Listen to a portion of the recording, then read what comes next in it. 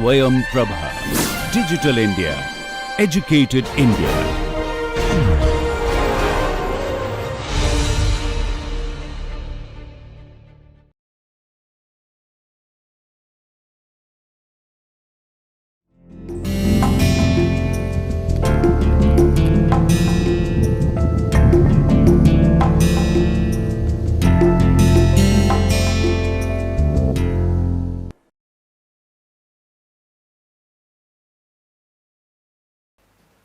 I am Devojit Kumar Sharma. I will be discussing with you today on the topic of punishment and sentencing as part of the course on Criminology, Penology and Victimology. During the last two lectures, when we discuss about the schools of criminology and the theories of crime, you must have realized the fact that there are different reasons why people commit crime. But criminology as a discipline deals with not only the causes behind crime, but also how the society responds to such commissions of crime by individuals in the society. Now, when it comes to the responses of the society towards the commission of crime, that is where the aspect of punishment comes into. That means, criminology also takes into account or considers the aspect, but there is another that is called Penology, which specifically deals with or which is more concerned of crime causation and treatment towards crime. So, punishment, the more appropriate domain to nevertheless, criminology has got a very important role to play in understanding punishment also. Now, why do I say the criminology has got a very important role to play? Because without knowing the causes behind crime, why a particular person commits crime, perhaps it will not be possible for a judge or magistrate or a court for that purpose to decide what kind of punishment would be appropriate to that person who has committed the crime.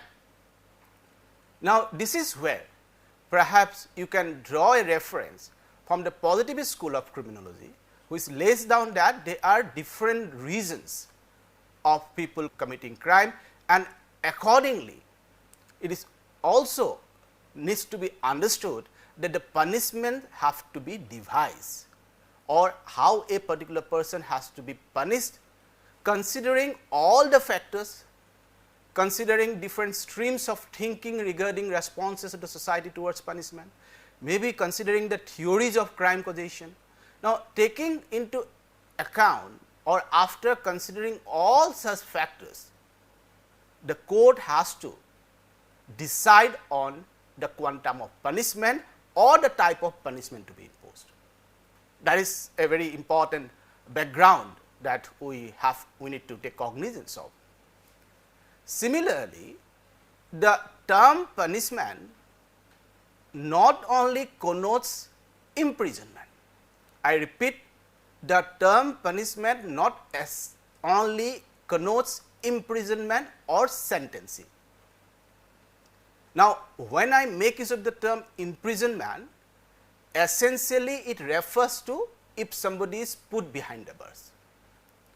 Similarly, when I am referring to the term sentencing, it implies that not only imprisonment, but it can be in the form of community sentencing also, about which we are going to discuss in detail in your subsequent lectures. But this term should not be seen to be the same. There are broad differences between these two terms. Now, coming to the very terminology of punishment, there can be different types and varieties of punishment. But so far as Indian criminal law is concerned, so far as the criminal justice administration in India is concerned, we have certain types of punishment which can be awarded to a person violating any of the provisions of the Indian Penal Code. That is, the IPC defines punishment under section 53. The varieties, the kinds, different forms of punishment that can be given. Now, we are going to look at that, and before I forget, let me also inform you that the new criminal law, which is going to come into effect from 1st July, has also included a new type of punishment into the definition of punishment in the penal code, that is called the new type of punishment is called the community service, which was not there earlier as part of the IPC punishment. Now, it is not that only these types of punishments can be given to a person who happen to commit a crime. These punishments are applicable to a person who violates any of the provisions of, or rather I should put it this way, for anything amounting to an offence under the Indian Penal Code would attract punishment which are being laid down therein. I think that would be more appropriate way of putting it. If an act or series of act or any omission on the part of a person amounting to an offence as laid down in the Indian Penal Code, the person would be subject to the punishment which is given under section 53 of the IPC. But as I said, broadly looking at the term punishment includes punishments of other varieties also, which may be part of other laws. Now, so far as the criminal laws are concerned, we also have the minor acts.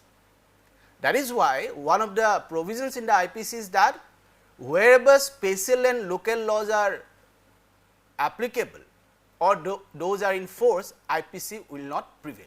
That means, if something amounts to an offence under a special and local law, which may be in operation in a particular place, in that place the IPC provision shall not be applicable. It is that local and or special law which shall prevail. And if the punishment prescribed in the local and special law is different from the IPC provision, IPC punishment, the other punishment, the one that is mentioned in the local and special law, would be awarded rather than what is being laid down in the IPC. That is what the broad understanding of punishment that we should carry forward. Now, again the very concern might come, who can give punishment? Is it that anybody can punish anyone? The answer is no. So far as crime is concerned, so far as criminal justice administration or the process is concerned, it is the state which has got the legitimate power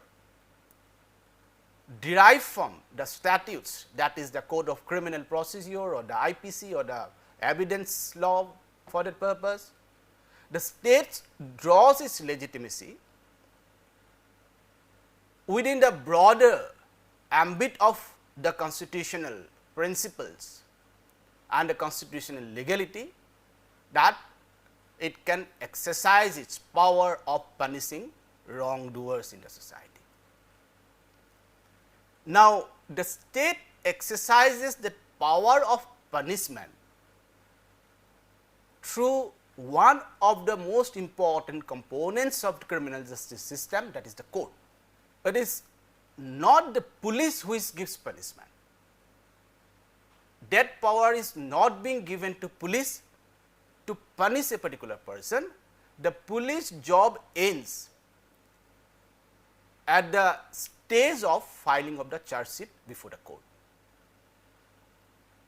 Now, after perusal of the charge sheet, by hearing out both the parties, since we have adversarial system in the country, the court more precisely the judge or the magistrate.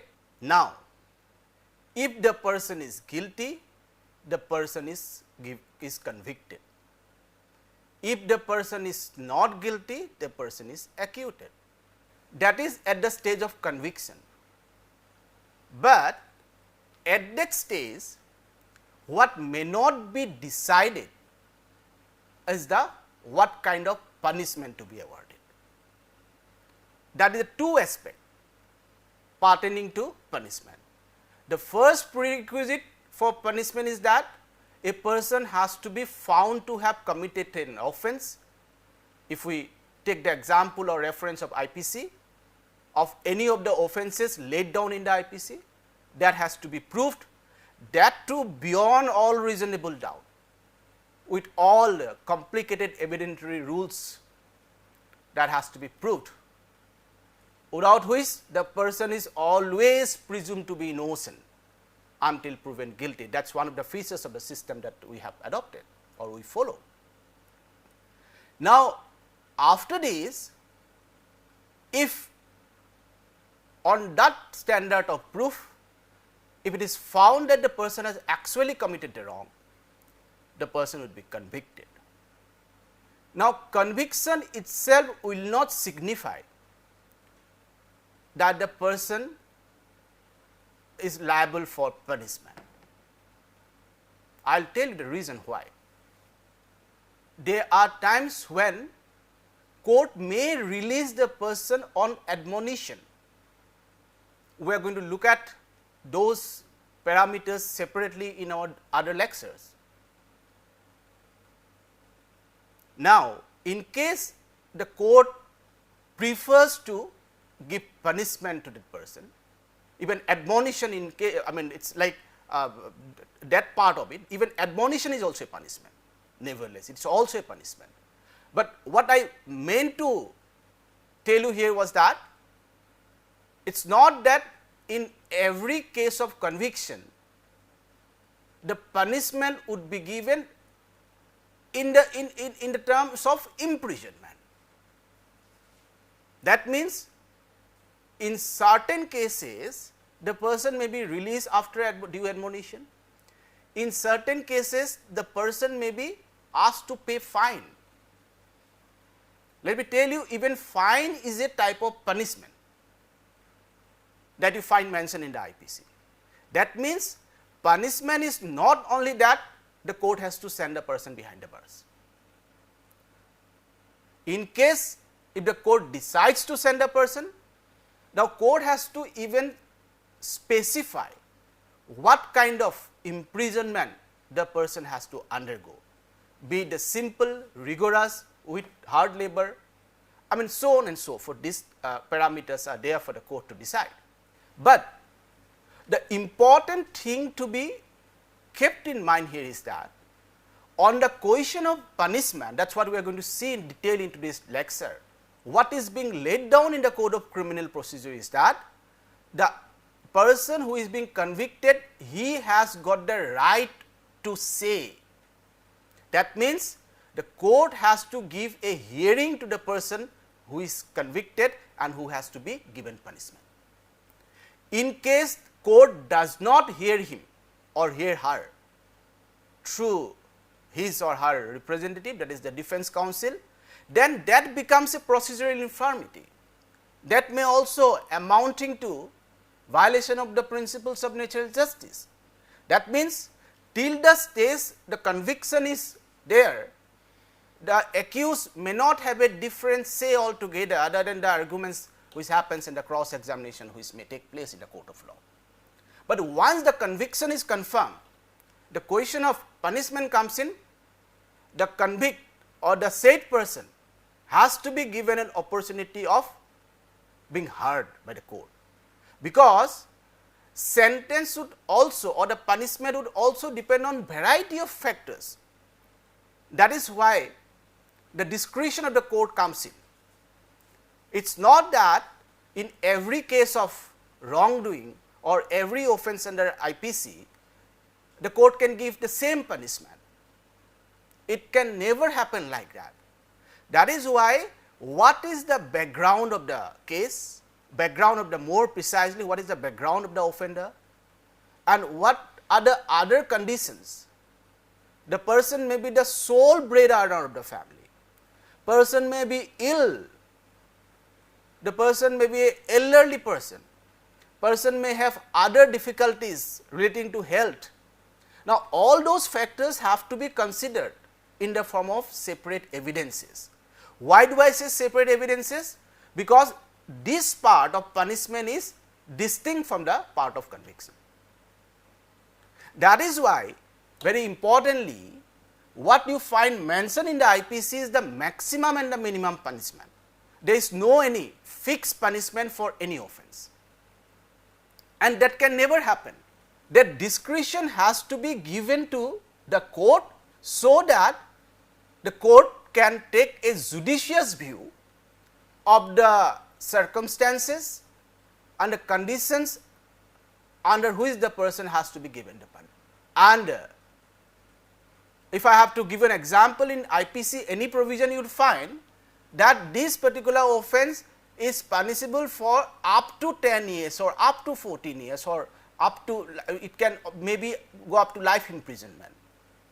Now, that does not mean that for the same offence person cannot be given lesser punishment, person may be given lesser imprisonment also, depending on the discretion of the court to exercise the discretion. The rule that is being laid down in the CRPC is that the person concerned, the convict, has to be given a hearing. That is a very fundamental principle of punishment. Now, within this particular backdrop, today what we are going to do is to look at this very aspect of punishment and sentencing one by one. Now, if I have to take you to the history of it, I mean very briefly, it goes like that. Ever since people started living together, the group norms always prevail over individual norms.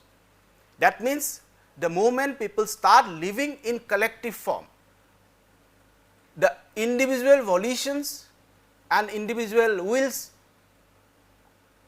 have to be compromised for the sake of collective living, for the sake of collective will, and that collectivity, and that is what Durkheim called as conscience collective, is nothing but a law in the modern sense of the term.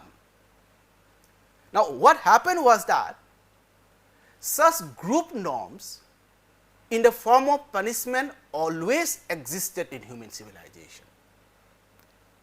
Of course, it may not be in the form of punishment that we have today, something that is being laid down in the IPC or the other laws for the purpose, but then there were different varieties or different approaches of kind of prevalence of that group norms over the individual norms and the enforcement of that.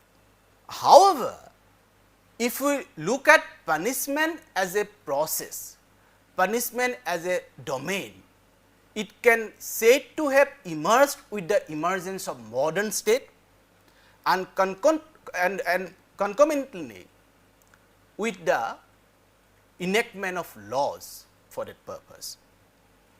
Now, when I say the punishment in the modern sense of the term emerged with the emergence of the state, does not mean that this is something that was totally absent in the ancient times. It is not like that. Even during the ancient times, similar things existed. That means, how do we ensure that group norms prevail over individual norms? And why it is important that group norms prevail? So that there is peace and tranquility in the society. Why does the state take cognizance of crime? If anywhere the crime is happening or crime is committed, immediately police reports at the spot, police arrest the person if needed, police investigate, interrogate. Now, why is it so? The crime is not something that against the particular individual or the victim, it is against the very collective living of the human society. That is the reason why the police reports. Now, that is why the state take cognizance. However, punishment has to serve a definite purpose. That is what we have learned through our analysis of the schools and the theories of crime causation, that it needs to have a definite purpose. That is something that perhaps emerged with the emergence of a separate field of study that is called Penology. Now, in the simplest sense of the term punishment would be like it is the state coercion against a person for committing offense. As I have told you, the word offense means offense is a definition given in the IPC. That is why what I have put it in a manner that punishment in the simplest formulation would be something like state coercion. That means state has got the right. If somebody commits wrong or somebody commits crime, state has got every right to enforce it. That is the reason why we call it law enforcement agencies. The word enforcement, that means force that is legitimate. Not that a private individual can do it. No private individual can give punishment in such cases of crime. No even the jail, prison for that purpose. There cannot be privatization of jails or prisons.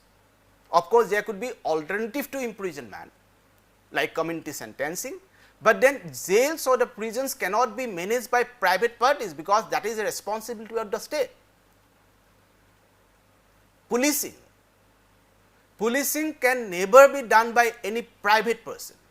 It has to be the function of the state, because right to life and liberty, Article 21 talks about that no person shall be deprived of the right to life and liberty without adhering to the procedure established by law. Now, that is the fundamental reason why the system exists, to protect the people, to protect the society. Therefore, it is something that the state has got the right or autonomy to give punishment. Now, what punishment leads to? Punishment leads to three important things. Number one, it leads to deprivation of liberty. Number three, it leads to restriction of movement. If someone is jailed, the person cannot go out. His movements are completely restricted. His liberties are curtailed. Of course, there are some liberties which are not compromised or cannot be compromised, which have to be given to the person even in the jail. That is again a discourse related to human rights. Now, coming to the third component, that is the compensation. If someone does any wrong thing, the person has to give compensation to the victim. That is the part of our many statutes. Now, as the Sutherland defined, the approach towards punishment also depends on the reaction of the society towards crime, and accordingly, three important approaches are prominent so far as the punishment is concerned. Now, what are those three approaches? One is punitive. Punitive implies that if somebody commits any wrong, that person should be punished so that the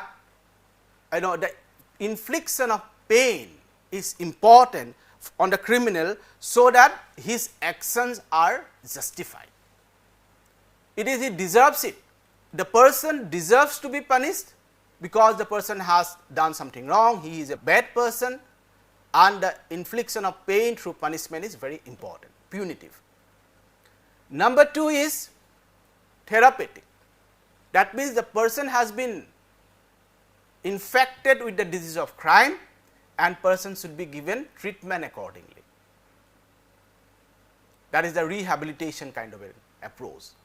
And third is preventive, where the approach is on eliminating those conditions which are responsible for people to commit crime in the society. Now, broadly, you can find that these three approaches are dominating the whole ambit of punishment by and large, I can call it. Now, again coming to the point of the punitive approach, in the punitive approach, there are varieties of theories which justifies punishment. Theory of retribution, theory of deterrence, theory of rehabilitation, restoration, utilitarian theory, incapacitation. These are some of the theoretical underpinnings of punishment, I mean justifications for punishment. But then one thing that needs to be kept in mind here is that now three approaches that I talk to you, I discuss with you, are not mutually exclusive. It so happen that when punishment is awarded, all these three purposes, punitive, rehabilitative or therapeutic and preventive, all may be served at the same time. And in fact, that should be the very objective of punishment. It cannot be only to rehabilitate, because it may also lead to the danger of security. It cannot be only punitive, it may also lead to the danger of being very inhuman, or the violation of the rights of the prisoners and violation of rights of the accused and so on and so forth. It cannot be only preventive, because there are other parameters also to be seen. If somebody commits crime, that person has to be given a lesson good enough so that it leaves a deterrent effect on the society at large. So, these are certain things that cannot be seen in isolation or watertight compartment, but to be seen in uniformity, seen together. Now, as I mentioned to you that there are different theories of punishment, first I told you about the theory of retribution. Now, retribution, as the very term implies, it would be unfair to the victim not to give a lesson to the person who has done wrong to him or her. Otherwise, what is the onus of the state or the society? People are doing wrong things and you are not being able to protect them. Now, even after this, there is no any kind of the society or the state is not addressing such concerns. Now, as I was telling you that it would be unfair to the victim, and the person has committed wrong, and that person should be given a lesson, and it should be also an expression of the fact that society as a whole, as a collective body, it denounces what the act or the omission on the part of the accused is concerned. That is the retribution. Second, the utilitarian theory. Now, according to theory, what happens is that it is punishment is the instrument for reducing crime by deterring criminals or deterring others, the potential criminals, from committing similar crimes. And that utilitarian theory also implies here that this is good, punishment is good for the protection of the larger interests of the society. That is what the utilitarian kind of advocates for. And coming to the third theory, that is the deterrence, as is very simple, only when the punishment is given that would prevent others from committing similar crime, and that should be the rationale behind punishment. Now, if we allow the criminals and or the offenders to move freely, does it not also create a danger to the other people in the society?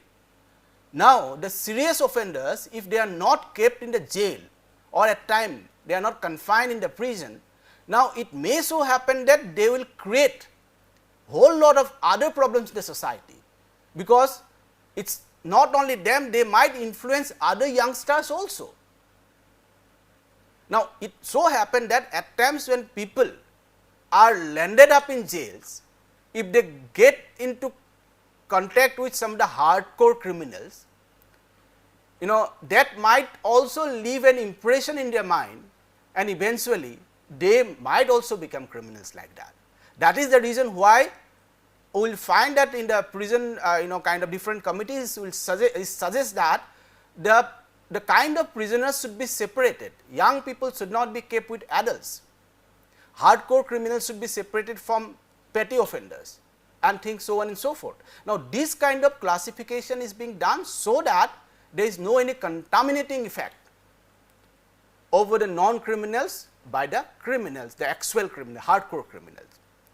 Now, rehabilitation theory, as the very term suggests, it implies that the person should be given a therapeutic kind of an approach, the person should be treated with different maybe the psychological intervention, other intervention, medical kind of a model, that is rehabilitation is all about. Now, the other one, that is restoration theory, is more concerned about how does the state restore the previous state or previous position of the victim after a crime being committed against him or her. That is what the restoration, that means restore to the previous position. Now, the point here to be understood is that the imprisonment for that purpose, that is sending someone to the jail or the prison, is widely accepted form of punishment across the world at large, which definitely or adequately meets the requirement of retribution, prevention and deterrence. Three aspects are very adequately met by, or this being three aspects are very adequately addressed by the punitive, the imprisonment, that is retribution, deterrence and prevention. However, what perhaps it fails to do at times is that reformation and rehabilitation of offenders in totality. That is why there are other alternatives to imprisonment also, about which we are going to discuss in detail in our subsequent lectures, which may be equally important or which are also punishment for the purpose of our understanding, which may not be very categorically mentioned in the IPC, but they are laws which actually requires the court to release people on community sentencing ways, or in the ways which are alternatives to imprisonment, that we are going to see in our subsequent lectures.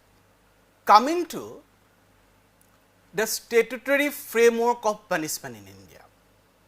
When I say the statutory framework, it means that what the law says, because the title of this lecture is punishment and sentencing. So, we have to see that we have just reviewed the theoretical aspects of punishment. We also discussed the fact that sentencing may not be the only way of punishing someone.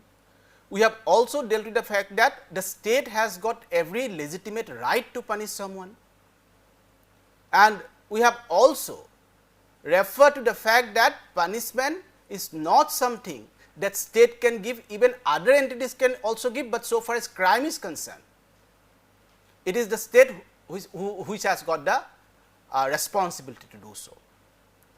Now, I can just give you one example. You have this important law, that is the Prevention of Sexual Harassment at Workplace. Now, what happens under the act? If there is a complaint of sexual harassment, the case has to be dealt by a forum at the institution level, that is called Internal Complaints Committee. Now, that becomes an inquiry by the Internal Complaints Committee. They have been given the powers of a civil court for the purpose of inquiry. They can inquire into the particular complaint, and if in case the complaint is found to be proved, the person is liable to be punished by the disciplinary authority for that purpose. That means that is also punishment, but that punishment is so far as the departmental proceedings are concerned. That means the inquiry by ICC is a departmental proceeding, whereas when it comes to the IPC or when it comes to the general crimes, that is why we call it general criminal law, IPC, general code for the country, that becomes a police case. Now, parallelly, when a case is going on at the ICC level, Internal Complaints Committee level, aggrieved person, woman, can also parallelly file a case, file a complaint before the police. I am just trying to help you understand the difference. That there can be parallel proceedings also, that is being laid down in the act itself. That means, on the one hand, the person may be, if found proof, the person may be penalized by the institution concerned, where he or she is serving or studying or working, At the same time, the court may also take cognizance of the case based on the police complaint and continue with the parallel proceeding, and if found guilty, the person can be penalized as far as the IPC is concerned under the Indian Penal Code. So, both things can happen simultaneously, but as I have told you, it is the state whose responsibility is to process the person through the criminal justice system. Other inquiry can go on, but not the police investigation. That is why we call it investigation, that is the power given to police only. So far as CRPC is concerned. Other things, if any other person other than police kind of prove into such a case, it can be at the most called as inquiry, but not investigation. The power to investigate is only given to the police. Therefore, we have to be very careful about the statutory parameters of punishment when we discuss about punishment and sentencing. Now, I mentioned to you about one particular aspect of punishment, that if in any case, if the accused is convicted, the judge shall, unless proceeds with in accordance with the provision of 360 of the CRPC, hear the accused on the question of sentence and then pass sentence on him according to law. That is what is being laid down in section 235 subsection 2 of CRPC. And this section 235, the title is judgment of acquittal or conviction. The very title itself is judgment on acquittal or conviction. That means the judge shall give the judgment. Now, that part of it, that is part 1, it is on the question of conviction or on the question of acquittal, that is one part of it. And the second part, which is material to us for understanding punishment, is that in case the accused is convicted, the accused has to be given a hearing by the court, not on the facts of the case, whether he is right or wrong, but rather, since the conviction is already held by the court, on the question of sentence. That means, though the court has got a discretion to award punishment, but then court is bound by 235(2). If the court fails to comply with this provision, that may even amount to a procedural lapse, and there are many cases that we are going to look at today. What the court has held in such cases when 235(2) was not resorted to at a time of sentencing a particular person. Now, there is another section, that is 248 of CRPC, that is titled as acquittal or conviction. Now, what is being laid down here is that if in any case, if the charge has been framed, and who frames the charge? It is the police, and the magistrate finds that the person is not guilty, he shall record an order of acquittal. In case the person is not guilty, after the charges have been framed, the magistrate has to record an order of acquittal. Even that is also important.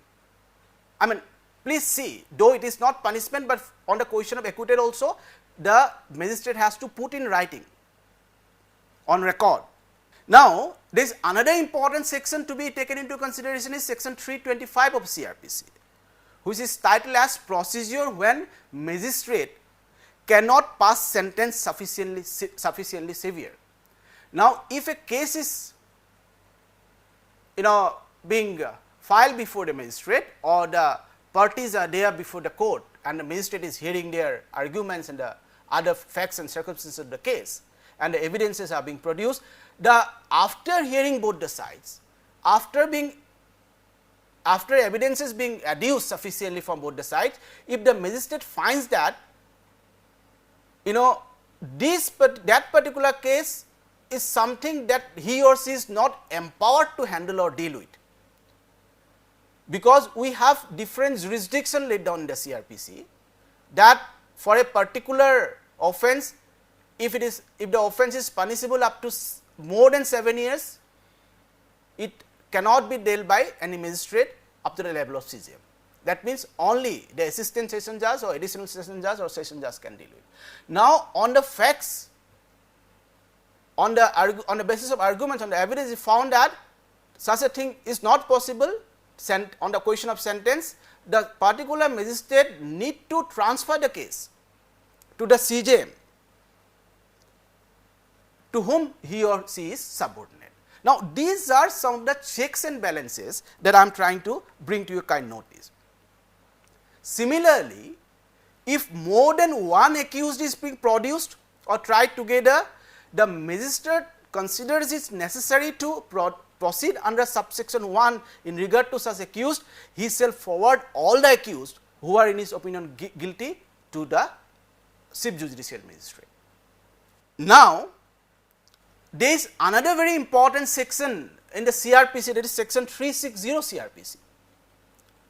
Now, 360 mandates that the court can release a person if the person happens to be below the age of 21 years, or if he or she has committed an offence, which is punishable for not more than 7 years. And any person even above the age also, the person may be given the benefit of releasing on probation. That is the scheme of 360. That means, persons may be, or an accused may be, a convict rather, if the person is only when found guilty, he is to be convicted. Instead of sending him or her to the jail, the person can be released, with the benefit of probation, so that he or she can live with the community that is there. But in case, what is important to recognize here is that 361 of the CRPC also mandates that in case the person is not dealt under 360, the court has to give reasons for it under 361. That means, in a way, in certain situations, probation becomes a rule subject to the discretion of the court. In case the court does not want to exercise the discretion of releasing that offender on probation, the court has to cite reasons for it under 361. In case the court does not cite reasons, even that may amount to procedural lapse. That means, even on the question of community sentencing, that is what 360 mandates, court may not have absolute discretion in that sense of the term, because not giving that benefit also requires the court to give reasons for it under 361. Now, 235(2), as I mentioned to you, it requires that if the accused is convicted, the judge shall, unless proceeds in accordance with the provision of 360, that means, if the person is not to be given the benefit of probation, hear the accused on the question of sentence and then pass sentence on him according to law. So, in case the person is not released under 360, the person needs to be given a hearing on the question of sentence that he or she is liable to. Now, the same provision is also inserted in the new criminal law that we are going to have or coming into effect from July 1st, that is section 258 subclause 2, the Bharatiya Nagarik Suraksha Sanhita 2023. The same provision, that means, that becomes a kind of norm, and that will remain a norm, legal norm even for the days to come.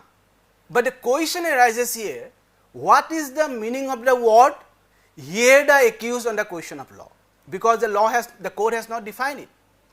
What is the meaning of it? What is the connotation? What is the interpretation of the word hearing the accused on the question of law? That is where the courts come into play. That is where the role of courts come into play. Now, this important case that I am going to take up today is Santa Singh versus State of Punjab, 1976. Now, this was an interesting question of law which arises in this particular case relating to construction of 235(2) of the Code of Criminal Procedure, the point that I was trying to discuss with you now. Now, it was a murder case again, and 2 persons were given death penalty. But it so happened that when the death penalty was given, on the day of conviction, the lawyer of the convict was present in the courtroom, but on that particular day, on that particular day the question of sentence was not pronounced. That means, the person was given conviction without court mentioning about the sentence for which another date was given. In the subsequent date, what happened was, even that sitting was also adjourned, and the third adjournment was given to the case. And subsequently, when the court pronounced the sentence of death penalty, the lawyer, the advocate was not there of the particular convict or the accused, and only he was present, and court had given the order even without giving any hearing to the person concerned, that is the accused in that case. Now, when this thing was appealed, in the appeal to the Supreme Higher Court, it was limited to the question of sentence, and the principal argument advanced on behalf of the appellant was that not giving an opportunity to the appellant to be heard on the question of sentence under section 352 subclause 2 is a procedural infirmity.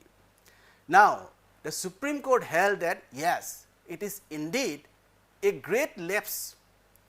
It is it's a lapse on the part of the Sessions Court, that they never give any opportunity to the people concerned, to the offenders, to give their own points of view regarding the whole question of sentence. Now, the court has also said that the not giving an opportunity has got a bearing on the principles of natural justice also. Now, after the Santa Singh case, another important case which needs to be taken into account is Alauddin Mia versus State of Bihar 1989 case.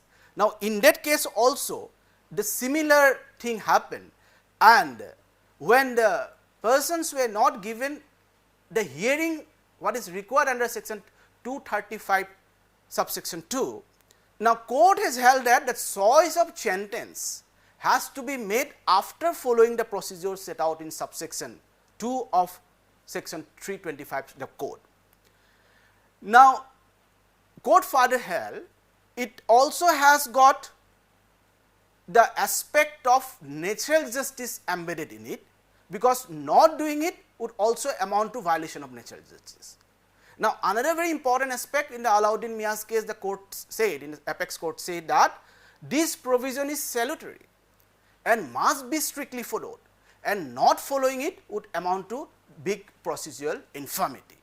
So, these two cases would give you an idea about the very aspect of sentence, that on the question of sentence the court has to give a hearing, or court has to listen to what the convict has got to say regarding that. Now, the necessity of inserting section 235 subsection 2 was highlighted by the Law Commission in 41st report. That is something that you need to take into account, and this reference was given by, in the case of X versus State of Maharashtra 2019 by the Supreme Court. This Law Commission report was even taken into account. Now, you also may be well aware of number of cases pertaining to death penalty. As you know that we had this particular section, that is section 303 of the IPC. Now, death was prescribed, death penalty was prescribed as one of the punishment for murder committed by a person undergoing sentence of life imprisonment. But after the very infamous rather case of Mittu versus State of Punjab, it was held by the Supreme Court that this provision is violative of the constitutional kind of very philosophy, and it was indeed struck down by the Supreme Court because it violates the constitution. Now, what happens in death cases, the court has to give reasons under section 354(2). That means, under CRPC 354(2), the court has to give reasons, special reasons indeed, for awarding death penalty in other cases.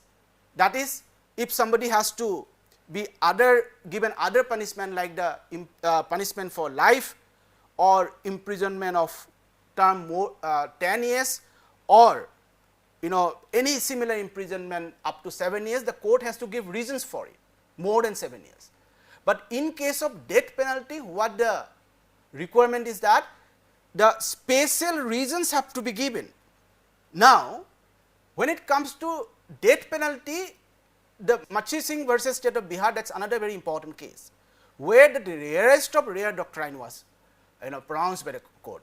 Court said that, Honorable Supreme Court said that only in the rarest of rare cases death penalty should be given, death should be an exception in all cases. Now, what is the interpretation or connotation of rarest of rare case? That is for us to see in the subsequent cases, because it is not very easy to determine, though in particular case court had laid down certain parameters, certain 5 guidelines, 5 broad categories, namely motive of crime, manner of its commission, then the antisocial and socially abhorrent nature of the crime, magnitude of the crime, personality of the victim of the murder, and so on and so forth. But in the subsequent cases, what is noticed here is that the court has not been very religiously following that parameters, because it may not be possible in such cases. It is such a complex thing that what we found in our previous lectures, crime is very complex, and so is with the question of sentence. It is not possible that we can only go by these parameters. There could be situations where other parameters are equally important to be taken into account. Now, in the conclusion, what can be said about this particular topic of punishment and sentencing is that we do not have a very laid down norm or a policy for that purpose on sentencing in India. Now, whether it is good or bad, that is a matter of debate. But then important thing to be recognized here is that for a country like ours, which is so different from place to place, where there is very less of homogeneity, a lot of heterogeneity for that purpose, it may not be possible to have a uniform sentencing policy that may be mandatory in nature. But then something similar to what the US is having, United States of America is having a something called US sentencing guidelines, which were framed in the US Reform Act 1984. After this particular act, these guidelines were framed. Though initially those guidelines were mandatory, but then subsequently those have been made advisory in nature. Similar things can be also thought about so far as India is concerned, so that we have sufficient checks and balances in addition to what we have as part of our statutory requirements and norms. Now, in another case of Dilbag versus State of Punjab, in the year 1979 itself, the Supreme Court told that there could be something like pre-sentence report on the question of sentence. In fact, I would like to inform you, Delhi High Court has started this whole the process or the whole practice of pre-sentence report in case of death penalty. Only Delhi High Court that I am aware about. Maybe the other high courts are also doing it. But then this is something very interesting. Except in cases of probation, this pre-sentence report is not a requirement so far as our CRPC and other procedural laws are concerned. But this is one of the things which can be also thought about, since we do not have a sentencing policy in India, but there are people who say that India can still have a sentencing policy which may be in the form of an advisory to advisory kind of a policy for for the states concerned. Now, in the year 2003, the Malimat committee which was constituted, they also talk about framing principal guideline in ensuring uniformity and streamlining the process of sentencing procedure. That was one of the recommendations that is found in the Malimat committee report. Similarly, there was another committee on draft national policy on criminal justice, commonly called as Madhav Menon committee, which also highlighted the need for alternative types of punishment and felt the need to review the quantum of various harsh punishment and laid emphasis on formulation of guidelines for the alternative use of sentencing discretion by the judge. So, these are the different streams of thinking which went into the very aspect of punishment and sentencing as a whole, but the understanding of the parameters in the light of our theoretical premises, in the light of statutory requirement is something perhaps would help us in having a very holistic understanding of punishment and sentencing in India. With that, I conclude here. Thank you very much.